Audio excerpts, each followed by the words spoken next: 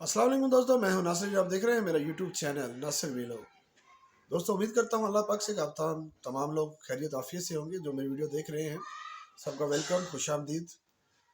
दोस्तों, जिस तरह से राजविंद्र परवार सिंह जो मुसलसल तकरीबन कुछ दिनों से सीमा का साथ दे रहा था, अचानक से उसने यू टर्न लिया। यू टर्न लेने की वजह क्या थी? मैं आपने मेरी वीडियो पीछे भी आप मैंने जिक्र किया था, तो उसमें मैंने ये कहा था कि ये बंदा एतमाद के काबिल नहीं है दोस्तों, क्योंकि एपी सिंह बाखूबी जानते हो, एपी सिंह एक मकार इंसान है। वो चाल पर चाल चल रहा है, सीमा को वहां पर रोकने में कामयाब हो चुका है। और ये तमाम जो उसके साथ दे रहे थे लोग, वो सीमा के साथ खड़े हुए थे, वो एपी सिंह के सपर में थे। एपी सिंह ने उनको गाइडलाइन दी। एपी सिंह ने साथ ये कहा कि मैं एक टीम तश्कील की थी, और टीम के अंदर वो तमाम लोग शामिल थे जो किसी ना किसी तरह गुलाम अहमद को ट्रोल कर रहे थे। और हम यूट्यूबर्स को बुरा भला कहने में उकसाते नहीं थे। हर वक्त उनकी कोशिश होती थी कि हमें किसी तरह से पीछे किया जाए, हमें किसी तरह से गुलाम अहमद की तरह धकेल दिया जाए, ताकि और जो इंडिया से उनके साथ गुलाम अहमद के साथ खड़े होते थे उनके भी बारे में कुछ बयानात गलत देते थे, उनको भी डराया धमकाया जाता था। अगर किसी यूट्यूब चैनल था तो यूट्यूब चैनल को बंद करा देते थे। ये वही लोग हैं। और क्योंकि जिस तरह से हमारे एक यूट्यूबर थे अरशद मेहू साहब, अपने चैनल पर हर दफ़ा उन्होंने इसके बारे में उठाया था कि कुछ कुछ बंदों की टीम तश्कील की है। उनमें 2 खवातीन थी और 8 पुरुष थे, यानी 2 महिलाएं और 8 पुरुष थे, यानी 8 मर्द थे। उनमें से क्या हम ये कह सकते थे कि जी राजविंदर सिंह उसमें शामिल थे? क्योंकि जिस तरह से इसने सीमा ने उनकी बात को पहले नहीं माना, वो उन्होंने बाकायदा तौर पर ये कहा कि मैं जनाब उसका साथ दूंगा, उसको ले जाऊंगा। फिर जब सीमा ने उसकी बात को नहीं माना तो साथ ही जनाब सीमा के विरोध में आ गया, और न्यूज़ चैनल्स पे आकर, यूट्यूबर्स पे आकर तमाम तरह लोगों को अपनी तरफ मतवज्जो करने लगा। जब लोग पूरी तरह से मतवज्जो हो गए तो उसने एक कंपेन चलाई कि मैं सीमा के खिलाफ जाऊंगा, मैं उसको 13 तारीख को वैलेंटाइन नहीं मनाने दूंगा, यानी उसको वैलेंटाइन डे या सालगिरह नहीं मनाने दूंगा। तो इस वजह से मैं इसका विरोध करूंगा। मेरे पास तकरीबन कोई 20-25 लाख की संख्या है लोगों की। मैं वहां पर ले जाऊंगा, विरोध करूंगा, और उस विरोध के में जो लोग शामिल होंगे वो तमाम मेरा साथ देंगे, सीमा का मुखालफत में करेंगे। दोस्तों, एक दिन पहले क्या हुआ?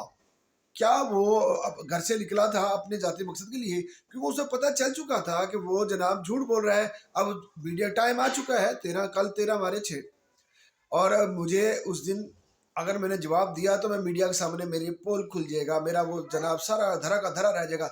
जो लोग मेरे विरोध कर रहे थे अब मेरे हक में कुछ बातें अच्छी करने लगे हैं, और मेरे हक में कुछ बातें अच्छी आ गई हैं। तो राजविंदर ने एक चाल चली, और चाल ऐसी चाल चली जो सबके सामने आया हो गई, जो सबके सामने आया हो गई। उसने एक ड्रामा किया, घर से निकला, नशे की हालत में था, एक गाड़ी लेके निकला और गाड़ी एक खड़े हुए ट्रक के अंदर ठोक डाली।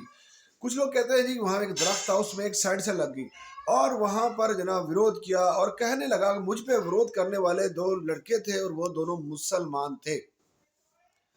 दोस्तों, अब आप सोचें कि बात को किस तरफ लेके जा रहा है, क्योंकि वो कह रहा है वो 2 मुसलमान थे, और साथ साथ ये भी बता के गया कि मुझे मारने के आए थे वो ये मुझे क्या कहेंगे, मुझे सीमा ने तुम्हारे खिलाफ हमें हायर किया है। ऐसा करना क्यों जरूरी था?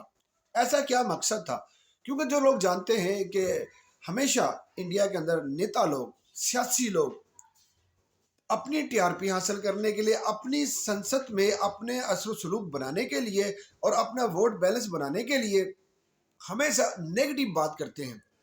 चाहे वो पाकिस्तान को बुरा भला कहकर ही क्यों ना हो, चाहे वो मुसलमानों को टारगेट करके ही क्यों ना हो, चाहे वो मस्जिद को टारगेट करके ही क्यों ना हो, चाहे वो मस्जिद को शहीद करके ही क्यों ना हो।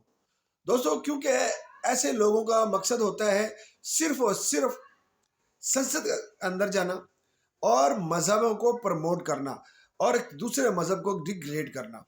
दोस्तों, क्योंकि हम अपनी वीडियो में अक्सर ये कहते हैं कि हम मजहब के बारे में बात नहीं करते, बॉर्डर के बारे में बात नहीं करते, लेकिन ऐसे नेता हर मुल्क के अंदर हैं, खास तौर पर मैं ज़्यादा इंडिया के अंदर है, जो हमेशा पाकिस्तान के खिलाफ, पाकिस्तानियों के खिलाफ बात कर कर अपने वोट बैलेंस बनाते हैं। क्योंकि ये कहीं ढका छुपा नहीं है, किसी से कोई ढका छुपा नहीं है। जिस तरह से वो अपने मुल्क में अपने मुसलमान बहन भाइयों को तहफ़्फ़ुज़ नहीं दे पा रहे, और तो हम उनके बारे में यही कह सकते हैं जी, वो सही तौर पर अपने मुल्क के साथ हक अदा नहीं करे। दोस्तों, यहाँ पर मैं आपको एक और वाज़ेह बात कर दूँ कि मुसलमान वो शेर है जो अभी तक सोया हुआ है। अगर वो जाग उठा तो उसको शांत करने वाला इस दुनिया में कोई पैदा नहीं हुआ। मेरे वीडियोस के मैंने बार-बार आपसे कहा है कि हम मज़हब की बात नहीं करते, लेकिन ऐसे नेता हमेशा विरोध करते हैं, मज़हबों की बात करते हैं और अपना ज़ाती मकसद हासिल करते हैं। दोस्तों, सीमा ने जिस तरह से इसको क्या ज़रूरत पड़ी थी सीमा इसको मरवाने की?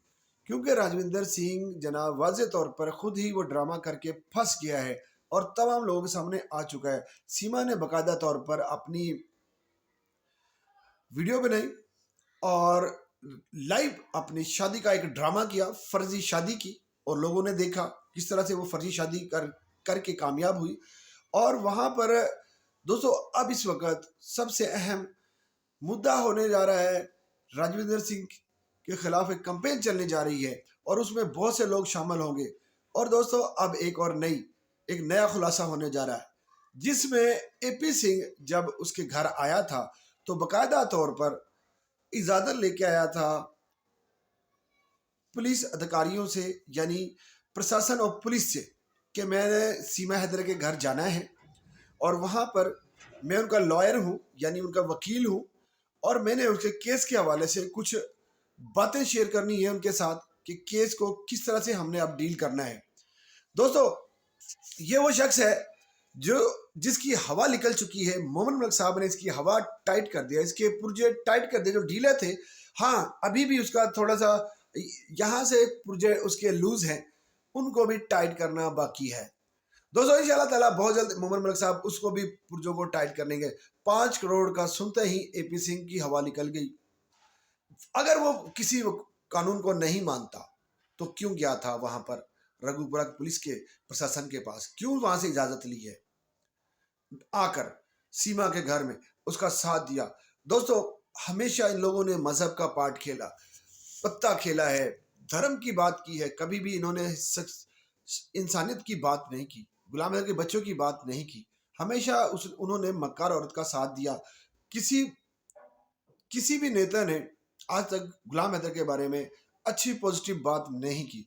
चंद लोगों के अलावा, चंद यूट्यूबर्स के अलावा, और वहाँ की आम आवाम और जनता जो गुलाम हैदर के साथ खड़ी है, और वो उसके साथ प्रॉपर, उसके साथ पूरी हमदर्दियों के साथ खड़ी हुई हैं, क्योंकि वो गुलाम हैदर के एक पिता होने के लिए आवाज़ उठा रहे हैं कि वो अपने मुआशरे को भी बचाना चाहते हैं। क्योंकि अगर इस किस्म के कांड इस किसी भी मुल्क के लिए, किसी भी समाज में, किसी भी मजहब में हो गए तो अपने मुल्क पर बहुत बुरा असर डालने वाले हैं। तो दोस्तों, ये थी अब तक की अपडेट। तो फिर मिलेंगे नए अपडेट, तक मुझे इजाज़त दीजिए। अल्लाह हाफिज़।